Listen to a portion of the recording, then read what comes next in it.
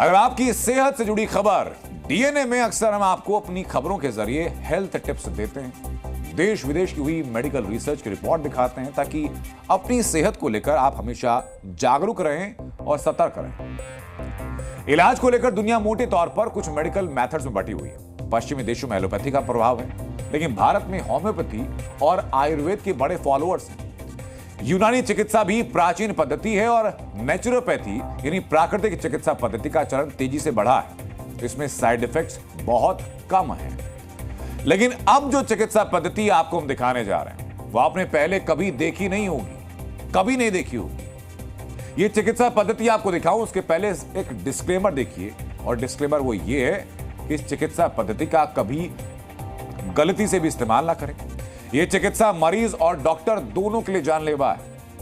यह medical science में मान्यता प्राप्त नहीं है। डिस्क्लेमर के बाद अब जिज्ञासा होगी कि वो कौन सी थेरेपी है, तो जरा एक वीडियो दिखाता हूं मैं आपको। वो वीडियो आप देखिए और पहचानिए कि कौन सी चिकित्सा पद्धति है जिसके सारे इलाज किया जा रहा है।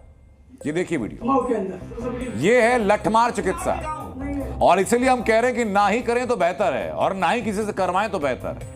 इसमें आपकी जान जाने के पूरे चांसेस हैं। अरे भगवान भगवान भगवान भगवान भगवान भगवान तू बिठा मुझे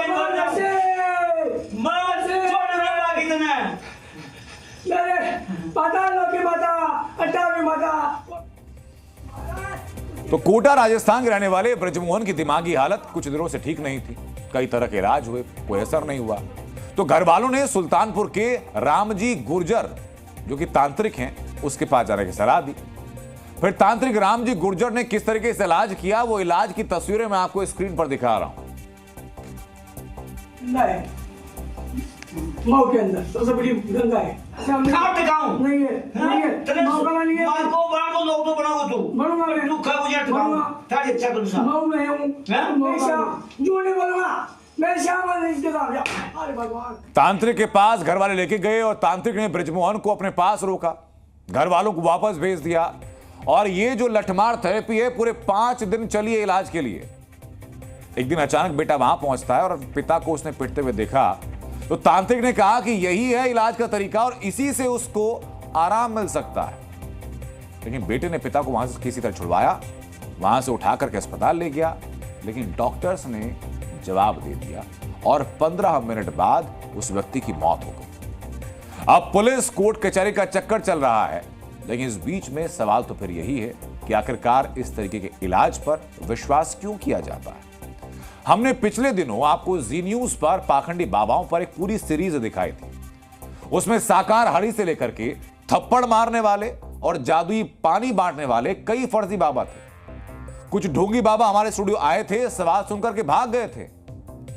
एक जिम्मेदार न्यूज चैनल होने के नाते जी न्यूज आपको एक बार फिर आगाह कर रहा है डीएनए में किस तरह के तंत्र मंत्र से, टोने टोटके से खुद को दूर रखें, और ना सिर्फ खुद को दूर रखें बल्कि जो आपके जान पहचान के हैं, जिनको आप जानते हैं, उनको भी ऐसे किसी ढकोसले के प्रपंच में आप न आने दें। एक बात आपने बहुत बार सुनी होगी, गुस्ताख रसूल की एक ही सजा, सर तन से जुदा, सर तन से जुदा। सुना होगा नारा आपने, जिसे लगाने के बाद एक खास समुदाय का एक खास वर्ग कुछ ज्यादा आक्रामक हो जाता है। लेकिन उत्तर प्रदेश के मुरादाबाद में एक वाकया सामने आया जिसमें एक मौलवी साहब ने नारा लगाया, गुस्ताख रसूल की एक और सजा, नहीं पढ़ूंगा नमाज जनाजा। पूरा माजरा क्या है आप जरा जानिए। मुरादाबाद का कस्बा है कुंदरकी।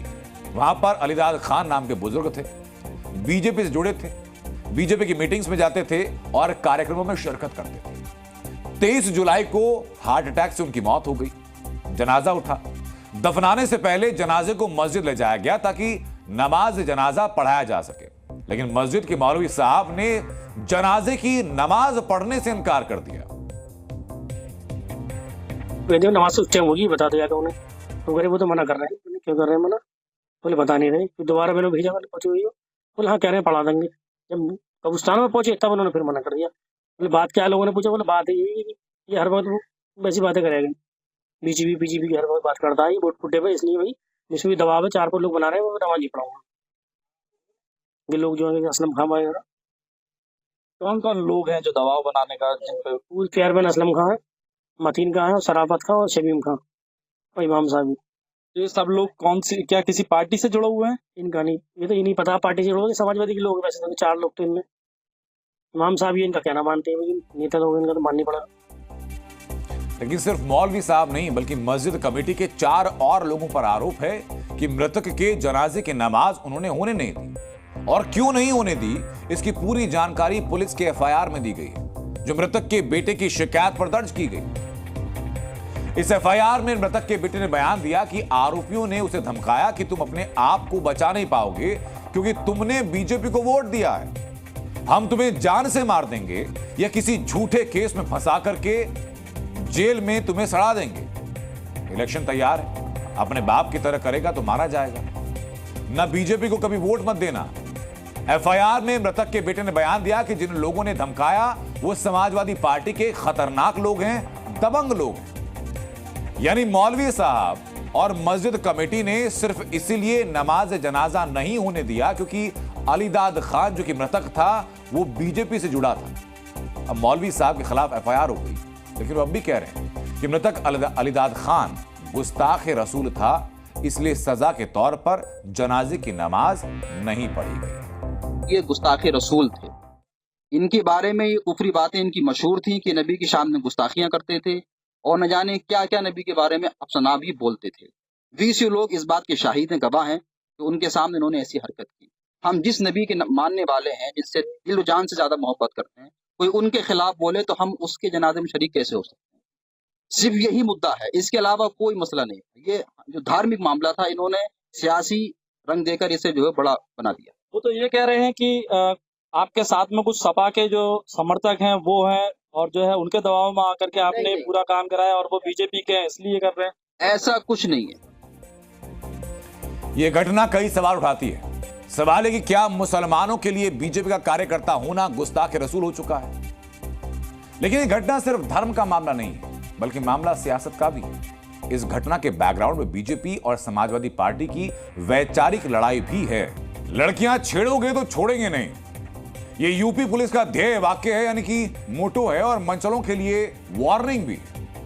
मंचलों को कैसे यूपी पुलिस सबक सिखाती है। लखनऊ के बारिश वाले वाकये के बीच में जहां महिलाओं को छेड़ा गया, उन मंचलों पर जब एक्शन हुआ, यह आपको समझ आ चुका होगा यूपी पुलिस का मोटो कैसे पालन होता है। लेकिन मंचले तो यूपी के हर शहर, हर नुक्कड़, हर गली में मिल जाते हैं। और अब ये सीसीटीवी फुटेज सामने आया, जिसको जरा देखिए आप। ये मुजफ्फरनगर शहर है, मुजफ्फरनगर की पॉश कॉलोनी है। कॉलोनी का नाम गांधी कॉलोनी, जिसमें 3 मंचले कोचिंग सेंटर के बाहर खड़े हैं और वहां आने जाने वाली छात्राओं से दिन दहाड़े छेड़खानी करते हैं, उनको धमकी देते हैं, पहचान पता ना चले इसके लिए नकाब पहनते हैं और छेड़खानी करते हैं और वहां से गायब हो जाते हैं। लेकिन बात यहां खत्म नहीं होती, यहां से शुरू होती। जैसे ही फुटेज सामने आया तो यूपी पुलिस ने कुछ ही घंटों में 2 मंचलों को पकड़ा और जबरदस्त खातिरदारी।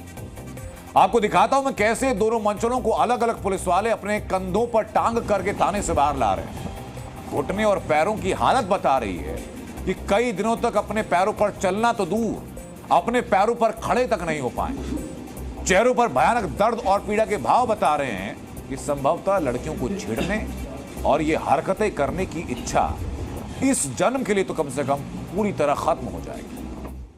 यूपी पुलिस को दाद देनी चाहिए, जिन्होंने मंचलों को इतनी इज्जत दी कि कंधों पर थाने से बाहर तक छोड़ने आए। वो अलग बात है कि थाने के बाद सड़क पर फेंक कर ऐसे गए मानो कोई कूड़ा है, कचरा हो।